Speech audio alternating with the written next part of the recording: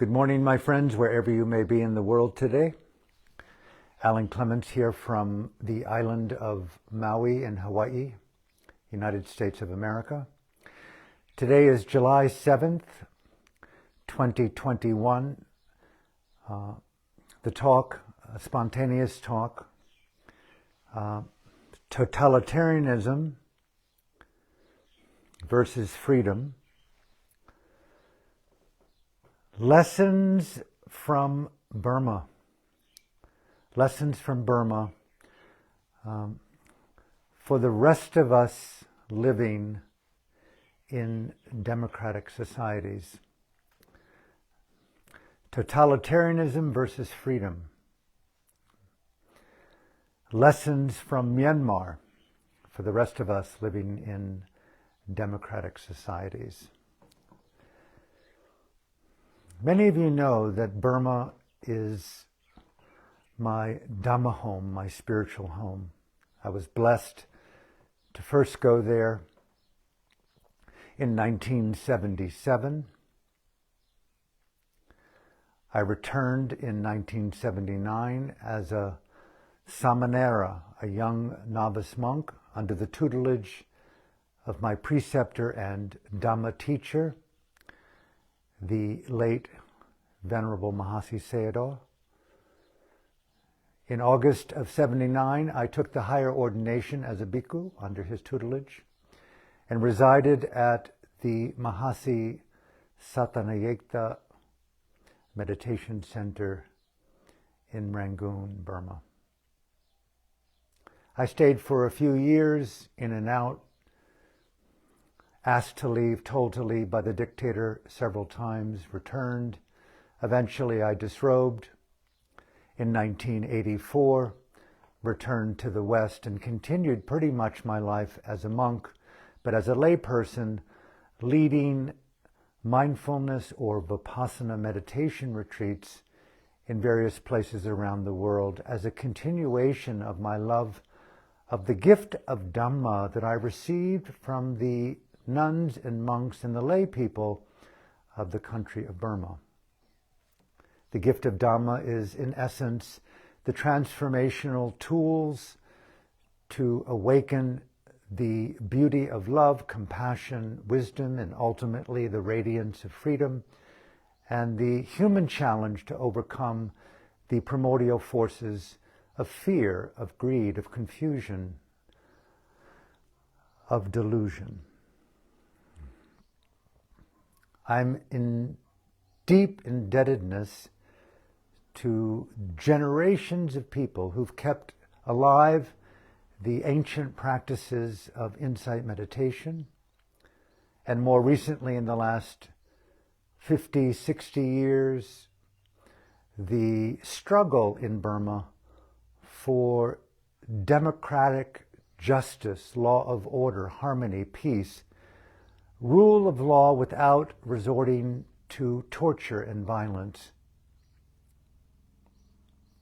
led by Daw Aung San Suu Kyi, the Nobel laureate from 1991, and tens of thousands of colleagues, men and women, nuns and monks, journalists, filmmakers, teachers, students, who've rallied in heart in what they've called a revolution of the spirit, a revolution of human consciousness, first and foremost, radically being responsible in one's own psyche, one's own consciousness, to challenge the deep states of greed, anger, and delusion, and elevate freedom of thought, freedom of mind, freedom of conscience, freedom of assembly, freedom of love, of compassion. Essentially, the soul of democracy, as I see it, is the freedom to dream. Welcome to 2021.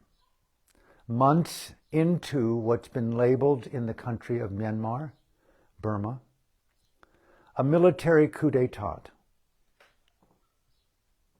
instigated by the senior general of Burma's military, known by Ming Online, and what he has called the State Administration Council, and what I have called over the months by the acronym MASAC, Ming Online, MAH, State Administration Council, MASAC.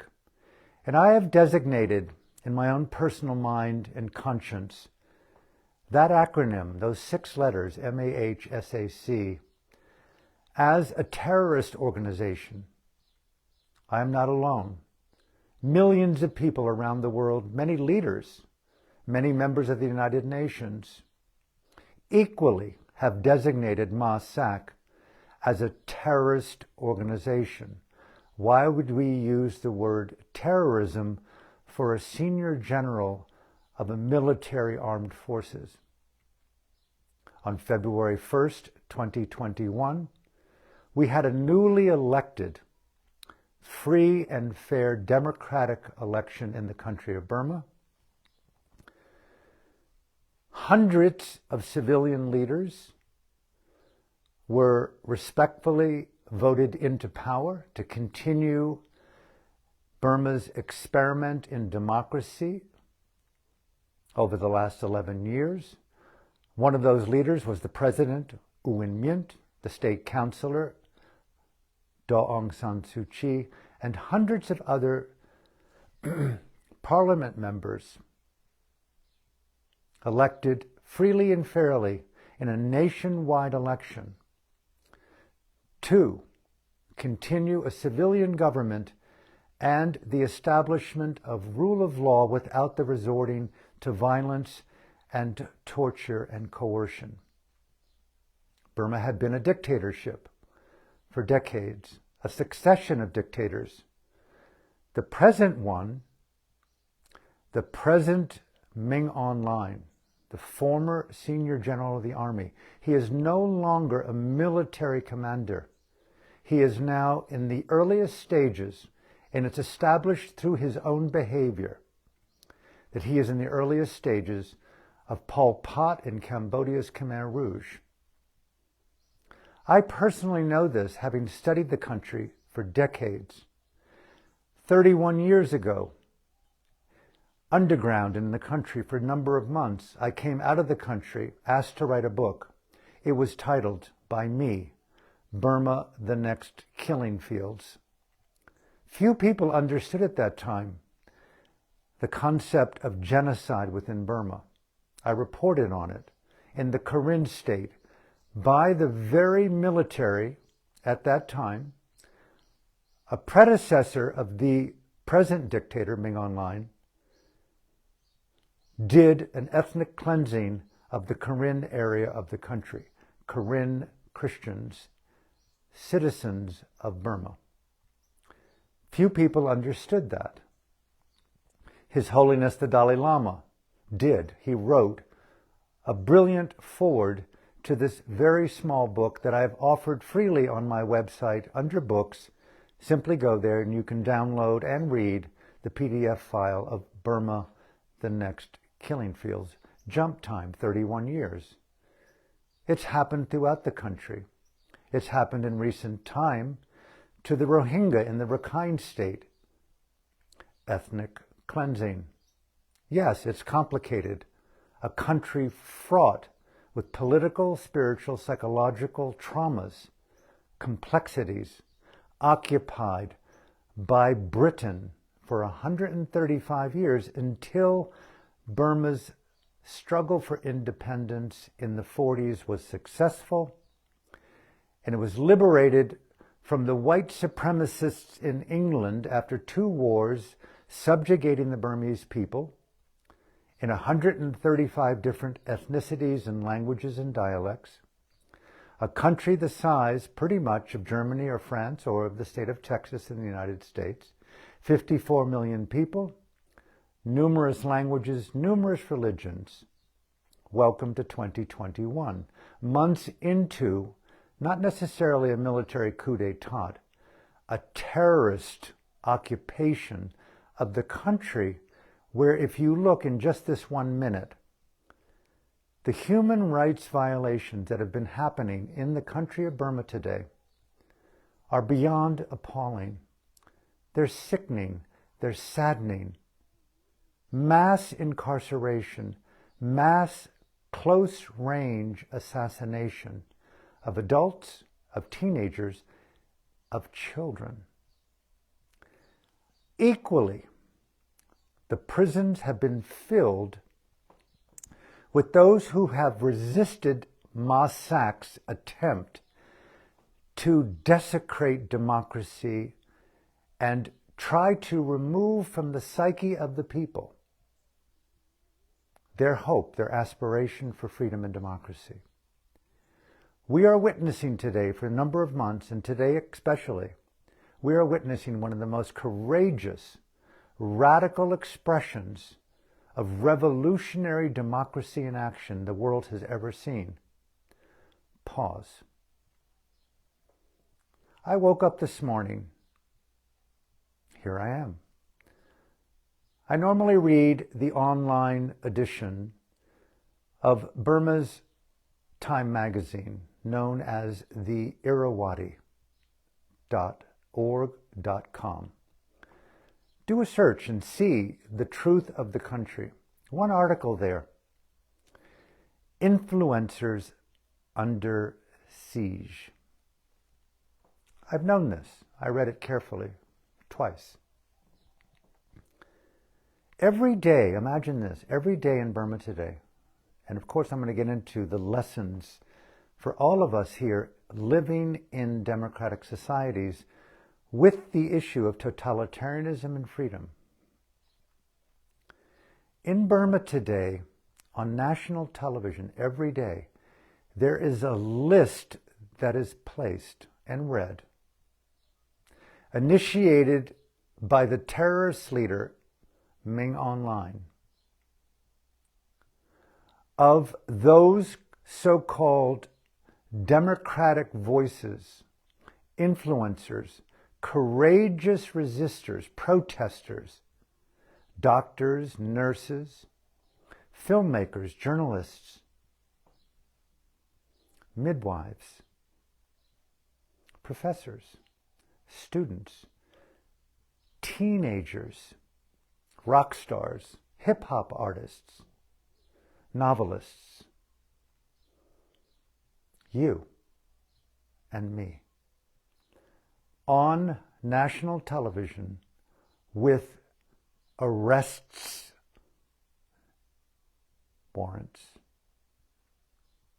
Criminals of the state of Ming Online. Imagine in America today. Imagine in Canada, Australia, the EU, South America, Africa, South Asian countries, all democratic societies.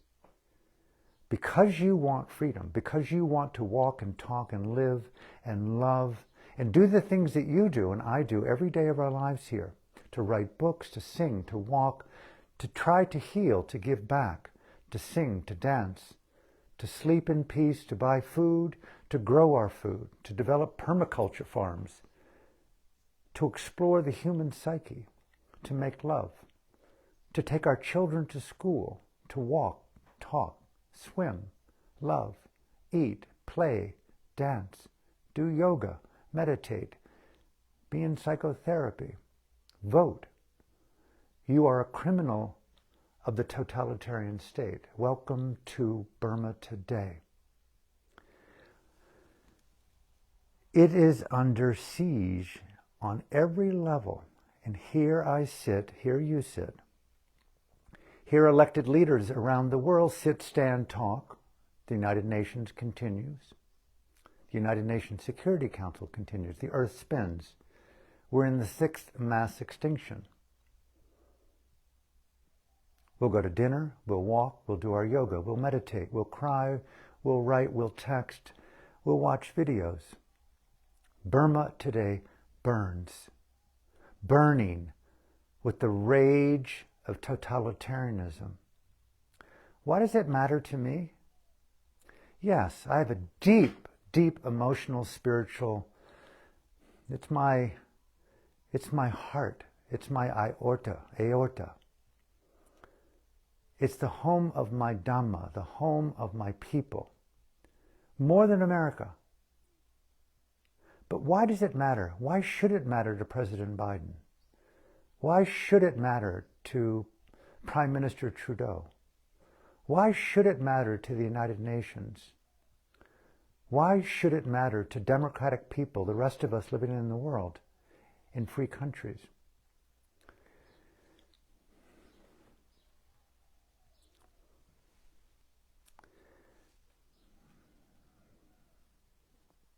This is a very difficult question to answer. Because in my heart, I'd like it to be so powerful that it motivates actions. Actions that interrupt Ma Sachs' onslaught of totalitarianism. That stops the persecution, the rape, the torture. Can you hear the screams right now of the young girls in insane prison being tortured and raped for their love of freedom? And that list that's on national television numerous times a day of arrest these influencers. They've arrested Aung San Suu Kyi. They've arrested and imprisoned or incarcerating and torturing 5,200 other influencers. Influencers are people that care, that go out in the street, that resist totalitarianism. I hear their screams. Why is it important to hear their screams? To hear their cry for freedom.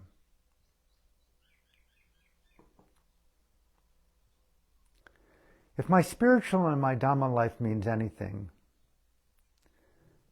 it means caring. It means responding to the needs of others, especially in time of need. I'm not a leader. I wish I was a leader. I wish I had the ear and the heart of President Biden. I wish I could speak at the United Nations. I wish I could address the EU. I wish I could talk to the terrorist himself, Ming Online. What would I say? What would I do?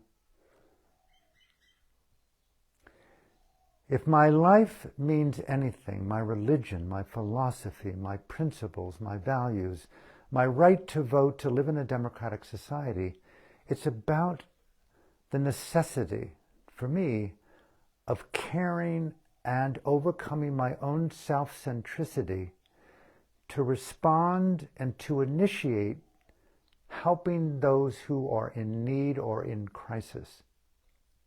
If I heard right now, as you could hear, a scream of a young girl somewhere outside of this temple, I would cease what I was doing and I would walk towards that girl, if not run towards that girl, and do what I possibly could to respond by understanding the crisis and doing what I could, what I can, to support the well-being of that young girl.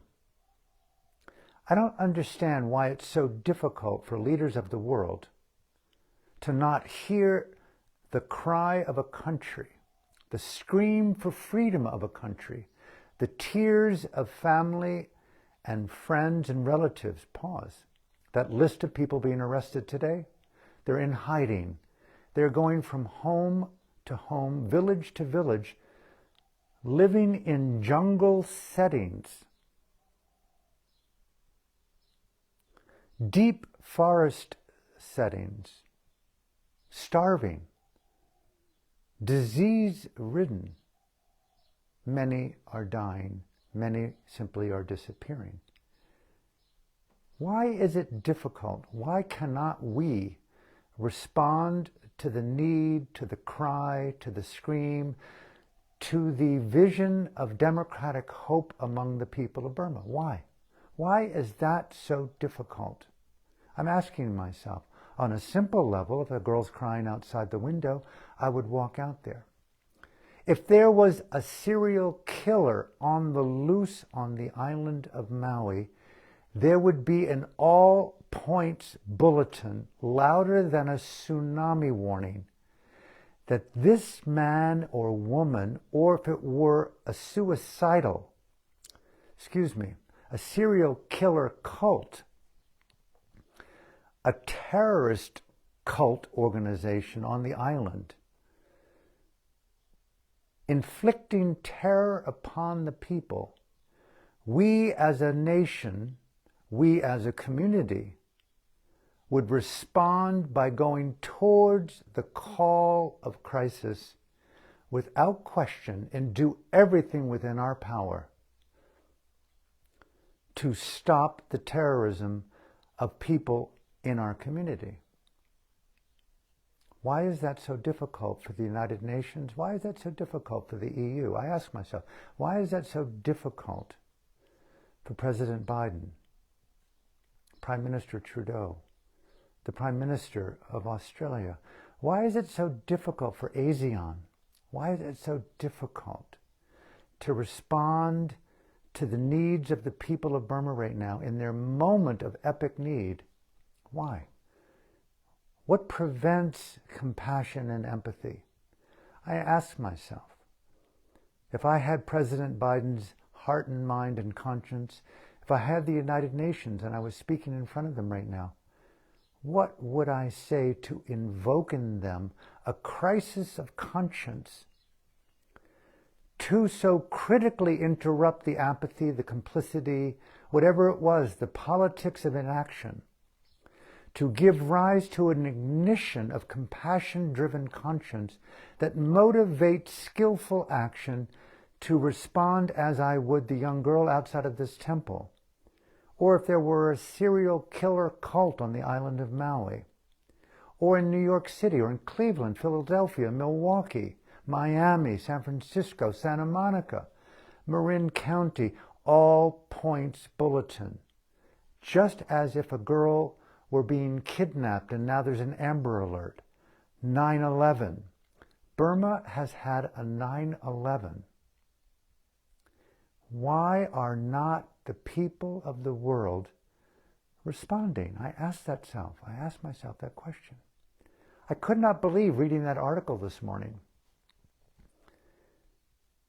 Influencers, teenagers, the age of my daughter, 14 and a half, have taken up the fight for freedom and democracy and the right to dream. They're going from home to home, village to village, underground, very much like in the earlier stages of the Third Reich, under Hitler, resistance. How come we're not supporting them in ways that really make a difference?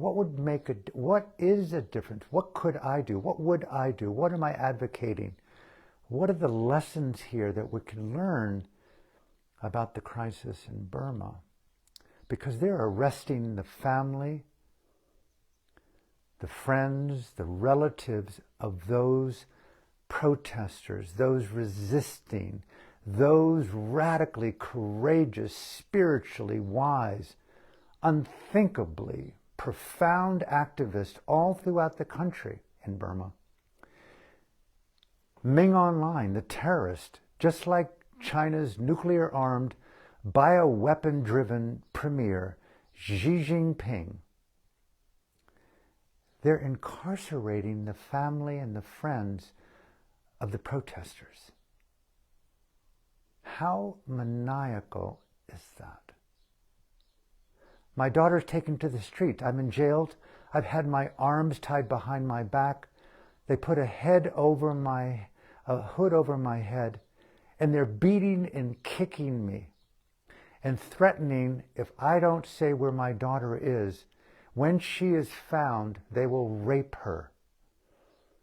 Terror. How can the world drink tea, do yoga, talk about normalcy, have wine?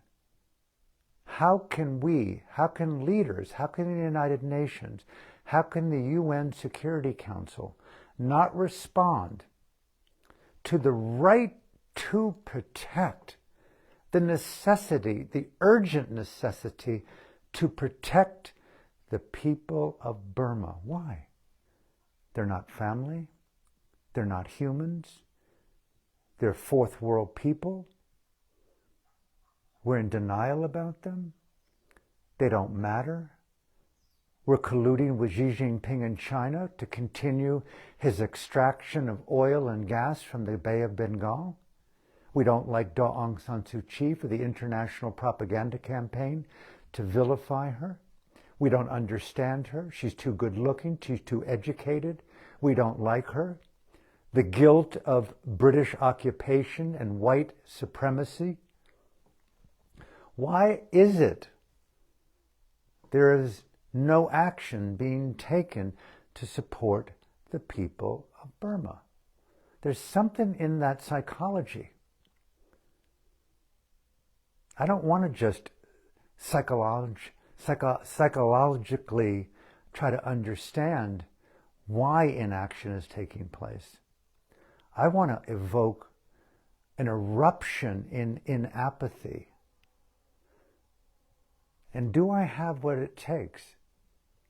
What could I possibly say here? I'm asking myself, what could I possibly say here that makes a difference to those whom that listen, to tell those who may not be listening, to share this video in such a way with people around the world, artists, influencers, leaders, the United Nations, to be a digital activist? Is that what I'm advocating? To spread the word of this particular sharing? But why? What am I saying that's so important? What could I say in this talk? What could you say together with me in this 1 hour sharing? Here, months into the terrorist occupation of the country of Burma, where the people are bleeding and screaming and shouting and hiding and fearing and courageously standing up to this military dictatorship. Are these just empty words? Am I just wasting my time? Are you just wasting your time? So you go back to your own text, you go back to your video, you go back to your supplements, you go back to your yoga, you go back to your meditation retreat, you go back to whatever you do to turn your back on the people of Burma. What does it mean not to turn our back on the people of Burma? How do we couple our yoga, our dharma, our meditation, our in-breath, our out-breath to the survival, to the cries, to the hopes, to the dreams of the people, specifically of Myanmar, the democratic voices of Myanmar?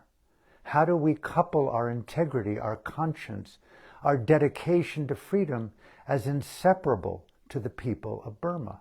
How do we drop the divide, the separation, the numbness between my conscience, my heartbeat, my brain, my lungs, our oxygen, to the freedom and the oxygen, the freedom and the democracy, the safety and the elevation of the people of Myanmar at this very time?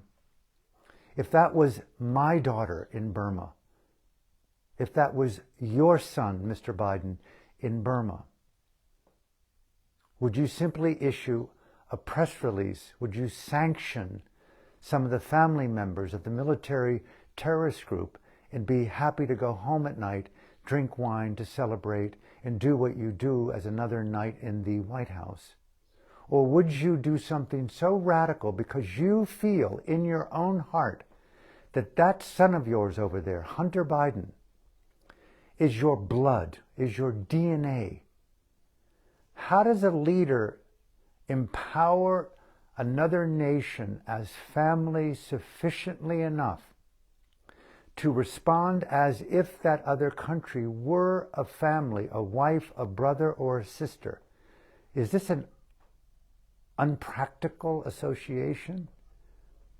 I would assume that heightened or quality leadership has a deep capacity to empathize with nations as they would be family. Family so immediate, so intimate to our heart, that it's our husband, our wife, our brother, our sister, our teacher, our grandchild. Inseparable my life is from her or him. We have principles at the United Nations, lest we be reminded, called the right to protect. When a country is being violated with human rights violations, which is happening in Burma, a country where there's ethnic cleansing, genocide, mass incarceration, arbitrary arrest and torture, happening en masse in Burma, happening more and more by the day and by the week, the United Nations, civilized democratic societies around the world, voted years back on the right to protect those people as brothers and sisters of the democratic world. There are laws here, but why is there inaction? Because we are not feeling sufficiently enough the right to protect as an expression of our integrity, our own conscience, our own self-worth. It's an absconding from the nobility of the role of presidency, prime ministership, ambassadorship. It is not about politics. It is a weakness personally of character without the ability to understand the role that you're in and to activate your courage, your ethical wisdom, your conscience, your dignity, your compassion, and your freedom in action to protect the family of democracy in Burma.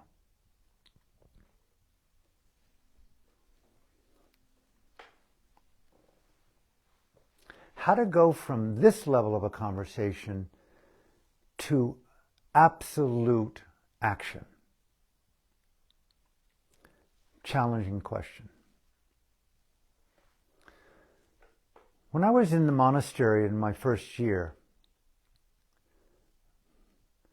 there was a raging fire in the village near the monastery in Rangoon. And because it was primarily a thatched and bamboo and wooden village, the fire raged. And if I'm not mistaken, it was in the dry season, it was warm, and the air, although evening, the smoke filled the air, and you can see the red and the glow of yellow and the heat, and the ashes began to fall. And because we were a meditative community of nuns and monks, our duty there was to meditate, hour sitting, hour walking, to stay in silence. But we could feel the heat. We could see outside the ashes falling. We began to see embers, red embers falling on the dry grass and the branches in the monastery. And suddenly the lay people who were there to support the nuns and the monks to continue their meditation began to frantically put out these embers for fear that the monastery would burn. And yet the fire in the villages began to rage. I remember this.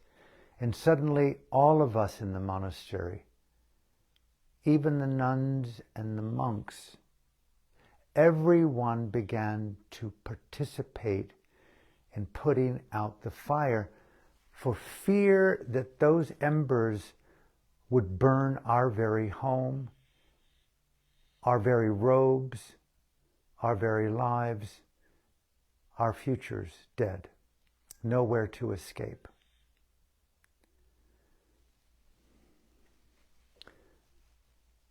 Burma's burning. There's ashes and embers right now worldwide, not just of the onslaught of totalitarianism in Myanmar, a country so far away that very few people can place it on a map. But we have the march of Xi Jinping in China. I've often said Burma the next Tibet.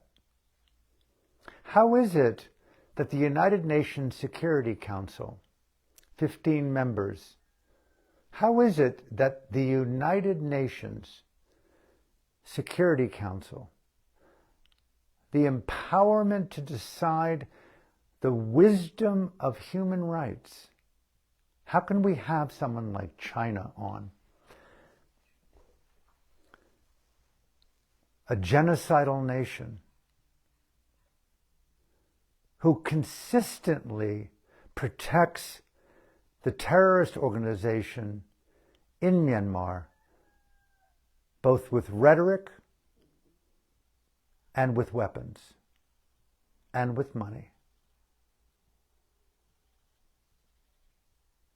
Systemically, it's almost impossible to purge the UN Security Council of Russia and China, dissenting votes to enact the principle of the right to protect the people of Burma. That means that we need a rogue leader in power who is so radically on fire with conscience and dignity and empathy and compassion and a love of freedom, who wants to transfer his or her or both apathy into the victory of action, has to step out. The people of Burma will not be beaten, but they're being tortured. They need help. All it takes is one radical, cool, breathtaking action of leadership somewhere that says, what's going down in Burma has crossed the line. So much so, this is my wish, so much so that we as a nation refuse to comply and to collude with the ongoing decimation of the people and the wave of totalitarianism sweeping the world. We are going to join the revolution of the spirit in Burma and bring it to America. It is time to turn back those who are colluding with the rise of global totalitarianism. Now it's becoming mandatory to do things, mandatory vaccination to get into the beloved island of of Bali. Probably soon here too.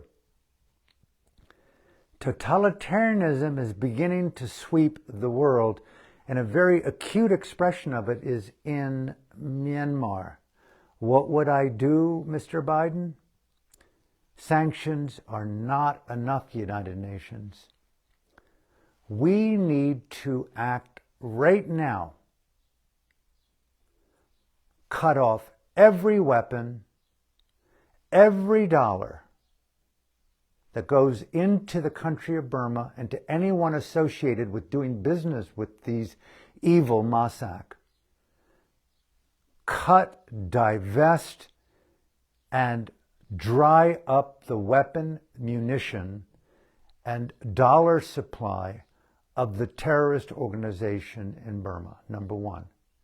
I don't understand why not at this point that world leaders are saying absolutely an ironclad 100% arms embargo worldwide.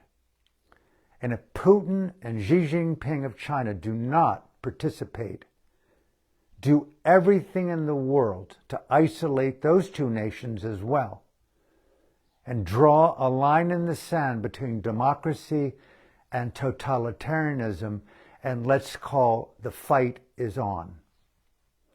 It is time for us to realize that we are now in an unrestricted global war between totalitarianism and freedom. Burma is an example of that in an extreme expression of violence. And Ming Online thinks he can get away with his terrorist actions, and he seems to be doing that because of China and Russia and the unthinkable inaction of Western democratic countries inhabited by people like me and you and millions and billions of others. How is it that we can turn away from our brothers and sisters in Myanmar? It boggles my imagination today. And I try to think, maybe people do not know what to do. Maybe all the Buddhists around the world, all the mindfulness practitioners that have family spiritual Dhamma roots to the people of Burma, you have to appreciate the fact that the former Prime Minister, U Nu, in the 50s initiated the 6th Buddhist Council in Rangoon and brought together nuns and monks from around the Buddhist countries of the world. They recited the suttas, they agreed upon the suttas, they dialogued about the suttas, and the result of those 3 years of recitation and dialogue and questioning resulted in what's known as the Tipitaka, 11,000 pages of canonical, traditional Dhamma teachings about the beauty of freedom and the overcoming of fear and delusion and apathy. The root of that, meditation. The essence of that worldwide, Satipatthana Vipassana meditation. The essence of that, mindfulness meditation. The essence of that, the practice of freedom in the human psyche. Burma offers the home base of these timeless Dhamma teachings, and what's very compelling is that there's every other major religion and philosophy in the world among the 135 different languages and ethnicities in the country, adjacent to China, Tibet, Malaysia, India. There it sits. As Kipling once said, the ruby of the Orient. It is a precious spiritual gem, one of the rare places in the world where we have had democracy that's been born out of decades of dictatorship non-violently. After a century and nearly a half of white imperialist genocidal occupation by England,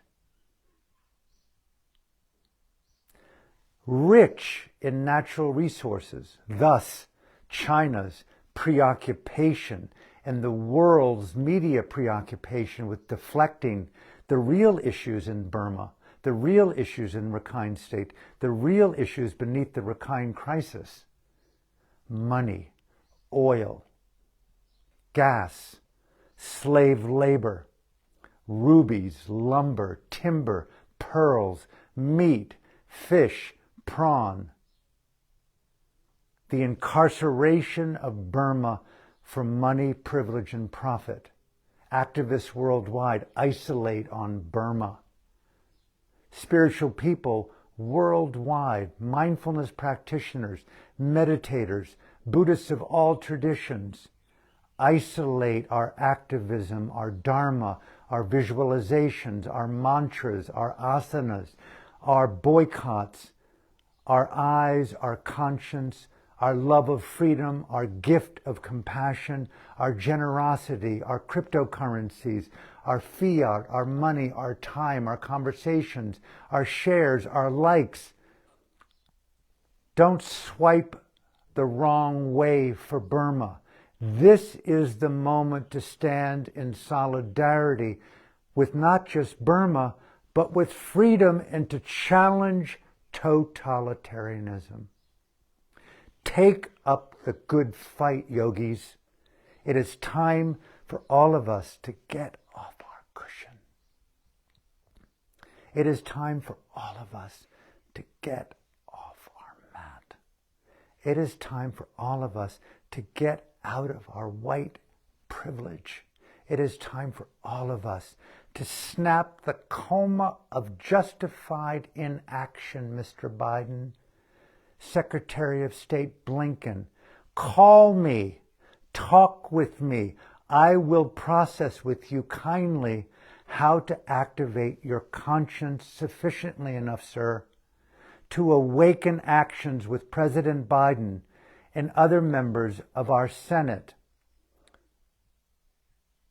to deliberately take efficiently enough in the world, and in our homes, in our villages, in our schools, in our synagogues, in our monasteries, to create. Freedom is creation. Totalitarianism is conformity, the opposite of our love of freedom. A people's uprising, a musical uprising, a theatrical uprising, a journalistic uprising. Let's put some flow in music and dance and lyrical elevation of creative activism. Let's mock and shame everyone in the world who refuses to participate and draw a line in the sand. Burma will not become the next Tibet. Burma will not become the next Tibet. Burma will not become the next Tibet.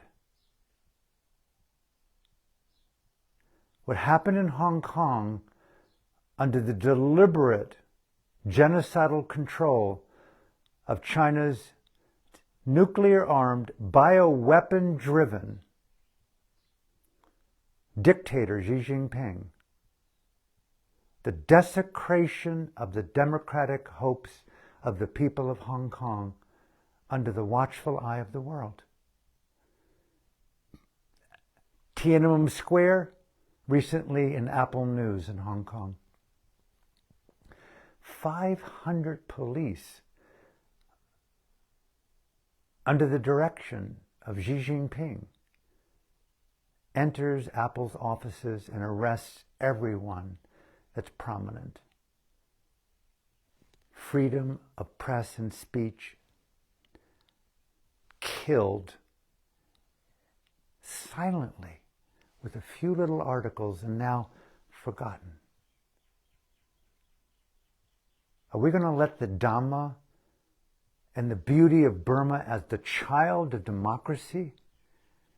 Burma is the latest child of a Dhamma-infused, multi-faith illuminated, radically diverse, ethnically infused celebration of democracy. A country rich in resources, rich in spiritual dimensions, rich in the study of psychological struggles and courage to overcome traumas, the desecration of the people's sovereignty by a white supremacist nation of England, and to fight white genocidal occupation, democracy through dictatorship, through nonviolent feminine expression, mindful intelligence and action. It's a microcosm of intelligences that we must study. We must enter Burma's revolution and bring it home to our own country before what happened in Hong Kong and what's happening in Burma. Before what's happened in Hong Kong, what's happening in Burma happens in the city streets of Washington, D.C., Milwaukee, San Francisco, San Diego, San Pablo, London, Paris, Geneva. Do we think it's far-fetched that mandatory behaviors soon turn into compulsive behaviors, that if one doesn't do them, you'll be criminal, and have family members saying to authorities that my family member refuses to get a vaccine, little as that may be? The next thing you know, you can't go into a restaurant, you can't go into a theater, you can't drive a car, you can't go into a bookstore, you can't go into a yoga, you can't even go back into your own home. Mind control through inaction, fear, coercion, division, divide and rule. Studying the psychology of totalitarianism has been a tragic blessing of my life in Burma in the study of consciousness through Dhamma and meditation. It's given me one of the two greatest gifts of my life. The love of the Dhamma, the love of democracy, a third love, the love of the necessity of belonging to a revolution of conscience that elevates the status of my brothers and sisters. Daw Aung San Suu Kyi, right now incarcerated in an unknown location in the capital somewhere in Naypyidaw, Burma. My Dhamma, she said, is integral to the concept of the courage to care for others, as equal, if not more important than my own well-being. How rad is that? That is super cool, Mr. Biden. My conscience, my religion, my Christianity, my Catholicism, my Judaism, my atheism, my vipassana. It's not about me being mindful of me, it's me being mindful of what I can do for you. I am right now in a radically critical moment of my life with a lot of comfort and joy and love and friends. I cannot exist without the goodwill, the financial support, the medical intuitive wisdom, the pure kindness of friends and even strangers who want to become close with me.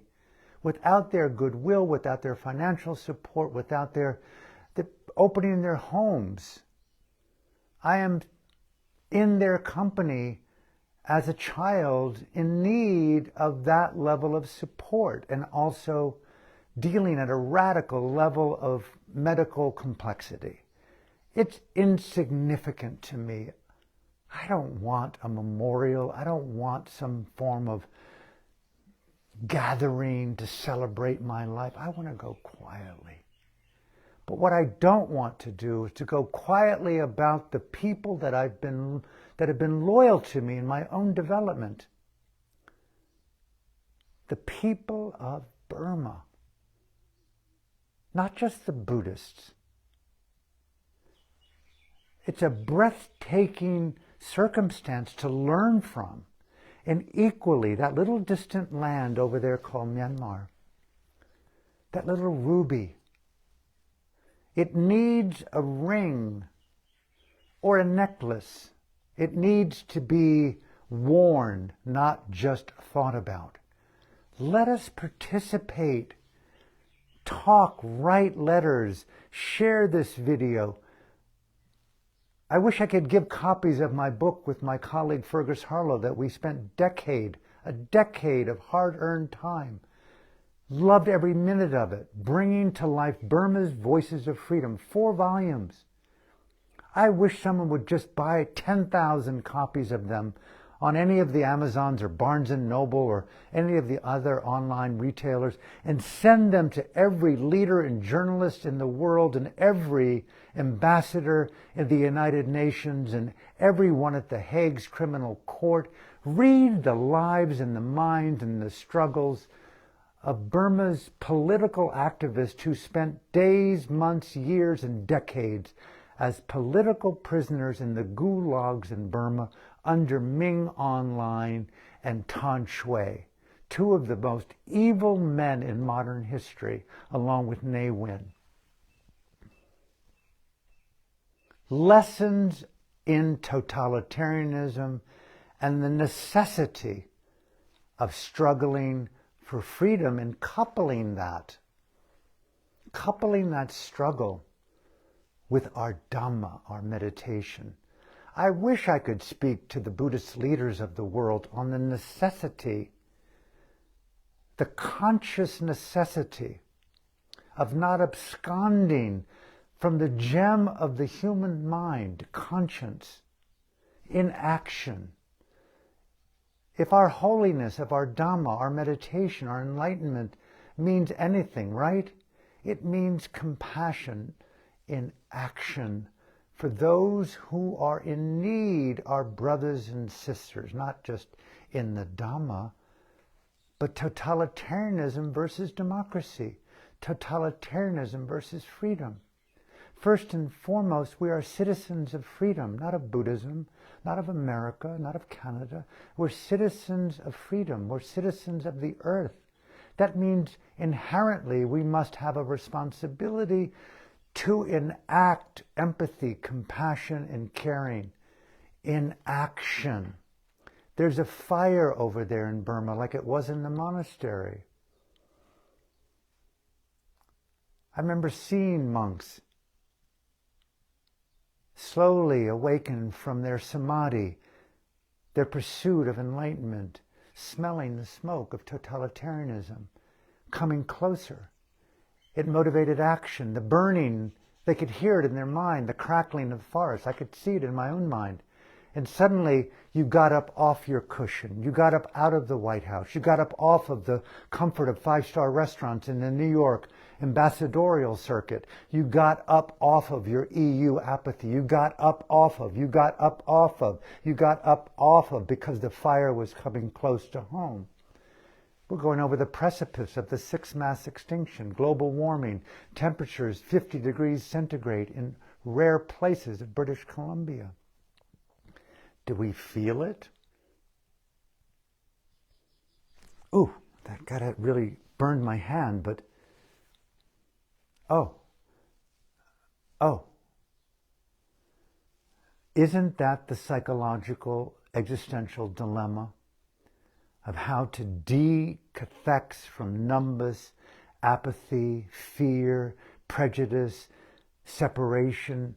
Enough talk about interrelatedness, enough talk about inseparable intimacy, enough talk about relational mutuality, enough talk about simultaneous flow. Let's activate compassion and empathy and conscience and all the various things that we need to do to support why Burma? Close here as a beginning. I've said this so many times, and I want to say it again until I die. Make it your mantra. Burma matters. Myanmar matters. You fill in the blanks on why action is essential. His Holiness the Dalai Lama of Tibet, a survivor of a Holocaust in his own country, decades ago, if there isn't action taken immediately on my country of Tibet, there'll be no Tibet to save.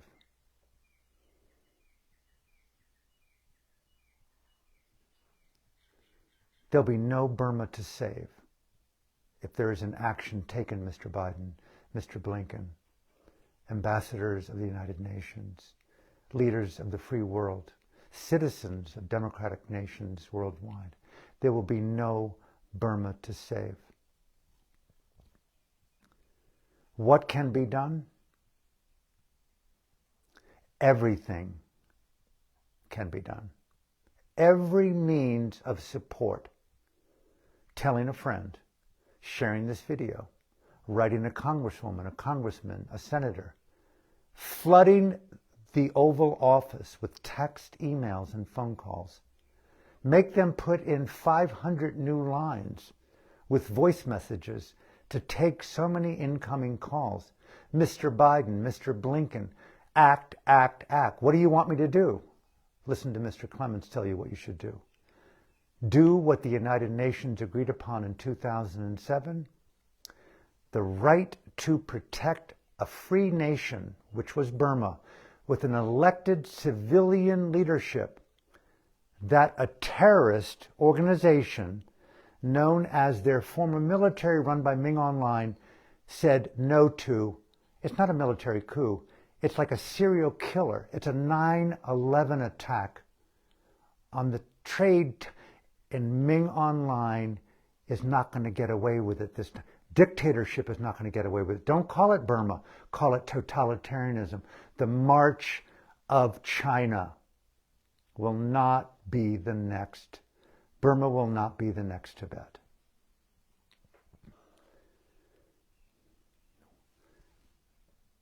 Every form of support. At this point, I advocate every form of intervention. Number one, radical, urgent mediation. Send in world leaders, artists, philosophers, religious people, the Pope, the Dalai Lama, Desmond Tutu, Jimmy Carter, you name it. We are coming to Naypyidaw to talk with you, Ming Online, to talk with you, Xi Jinping. Don't send foreign ministers from ASEAN. Send the big boys and girls to Naypyidaw. We mean business because we're going to draw a line in the sand. Burma is Pearl Harbor on a global level. Get it.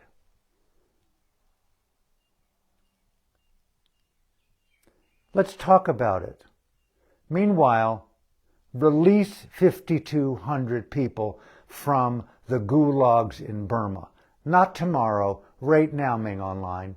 Mr. Biden, step up. The way you confronted the former president, Donald Trump, do it to yourself. Confront yourself. Stand in the radical honor of being perhaps the most radical expression of a presidency we've known,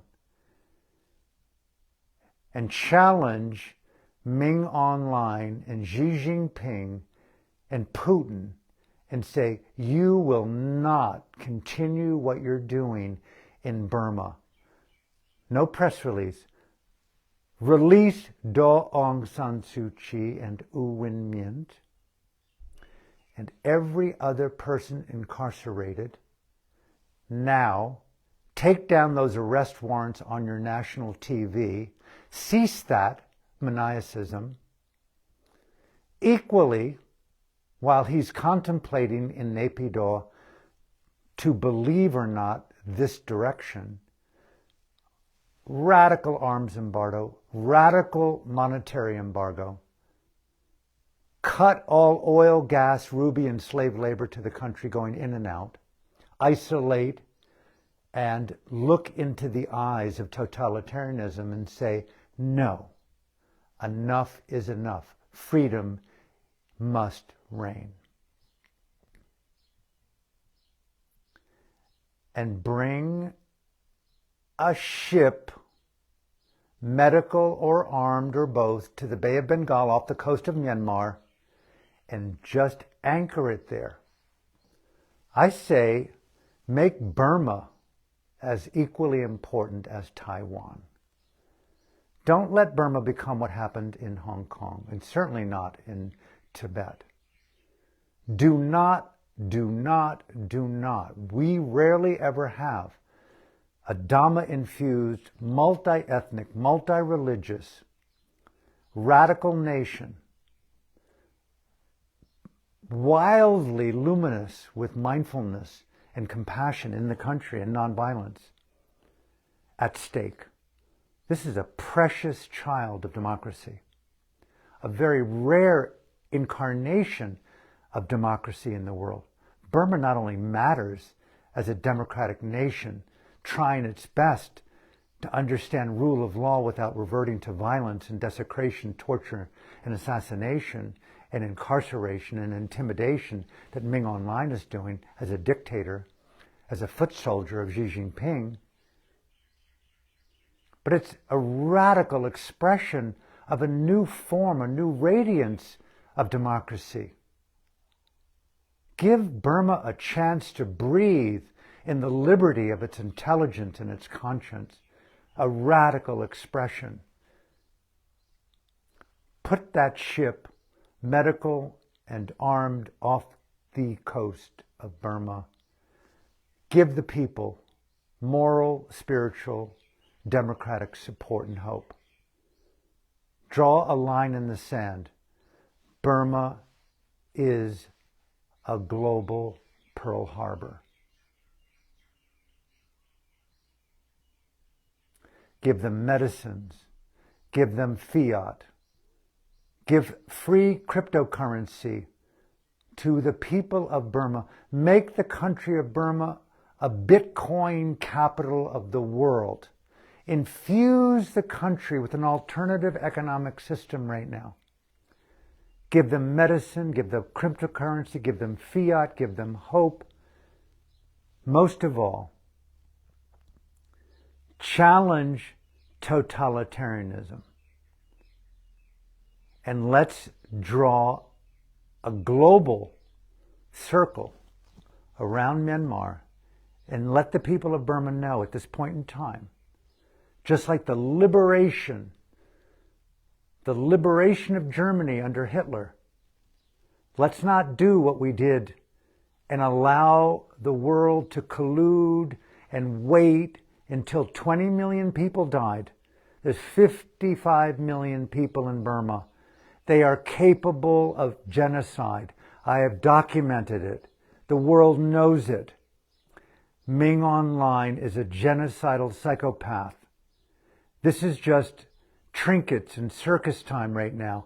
Do not let Burma become the next global expression of inaction, and draw a circle around it before there is another mass genocide of the people, the genocide of democracy. Let us not have this blight on the conscience of our global history. Enough is enough. I will close. But I will not end. I will not end, and I invite you, brothers and sisters worldwide, Dhamma teachers, meditators, mindfulness practitioners, do not be distracted.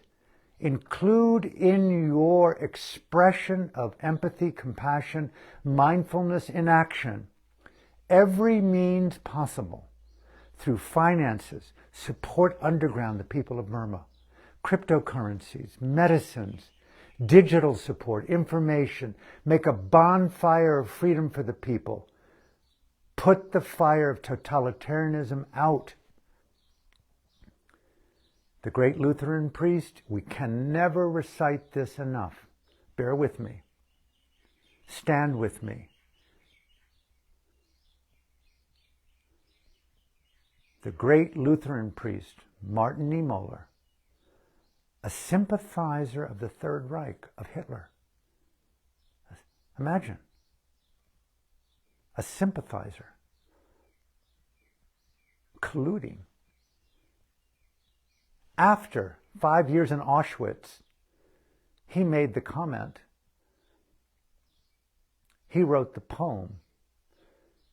The few lines of this epic, timeless stanza of first they came and got the communists, but because I was a Lutheran priest, I did not, Mr. Biden, act. I was not Myanmar. I was not Burmese. I was not Shan. I was not Karen. I was not Mon. I was not Muslim. I was not Buddhist. I was an American president. And therefore, I signed into action some sanctions, but I didn't do much. I let there be a genocide of democracy in Burma. Then they came and got the trade unionists, and then they came and got the lesbians. They came and got the transgender. They came and got the poets. They came and got the hip-hop artists. They came and got Jay-Z. They came and got Eminem. They came and got Bono. They came and got Geldof. They came and got Donald Trump. They came and got the mayor of Milwaukee, of New York. But because I was a Lutheran priest, I didn't do anything. I certainly voted for sanctions, but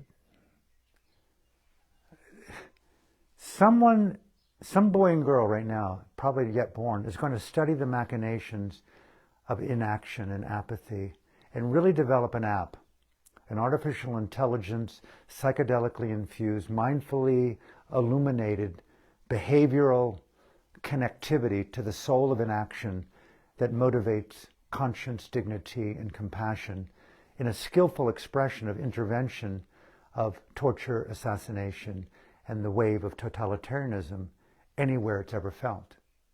A GPS to discover totalitarian structures and to intervene as soon as they arise, like a vaccination, like immunization, like nutrition, like therapeutics. The therapeutics of freedom, democracy. The jab of inaction, the jab of totalitarianism, the jab of immunization, the jab of denial, the jab of propaganda, the jab of Xi Jinping, the jab of the Wuhan lab, the jab of Fauci, the jab of the lie, the jab of control, yes, QAnon, Mr. Clements, the jab of the microchip, the jab of inaction, the jab of slavery, the jab of stupidity, the jab of totalitarianism, the jab of depopulation, the jab, the jab, the jab, the metaphorical jab. Blah, blah, blah, right? Meanwhile, history will prove itself to repeat itself, and there'll be one big, great extinction, and eventually Mother Earth, you and me, will be long forgotten in the annals of totalitarianism having conquered this little experiment of democracy on this precious little planet here in July 2021. And as the Lutheran priest Martin Niemöller concluded, well, after they came and got everyone else, they came and got the Lutherans, specifically the leaders of the Lutherans, the priest himself. And because there was no one left to speak up for me, there was no one left to speak. And there I was,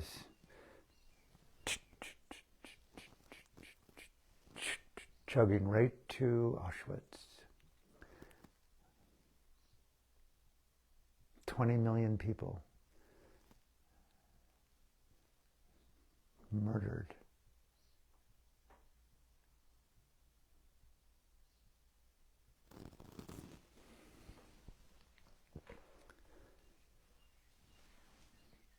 I pray, I weep, I scream, I cry, I hope, but I want to know that my heart is cool with the burning of caring, cool with the burning of caring for those who cannot protect themselves right now, those in need. My brothers and sisters in Burma. I refuse to let Burma become the next Tibet, the next Hong Kong. I refuse. I'm not on fire with rage or contempt. My heart is cool in conscience. But I'm going to keep using everything in my being because I hear Mr. Martin Niemöller in my soul. Then they came and got the white privileged former monks and meditators, the last remaining human being in a democratic society. And because there was no one left to speak up for me,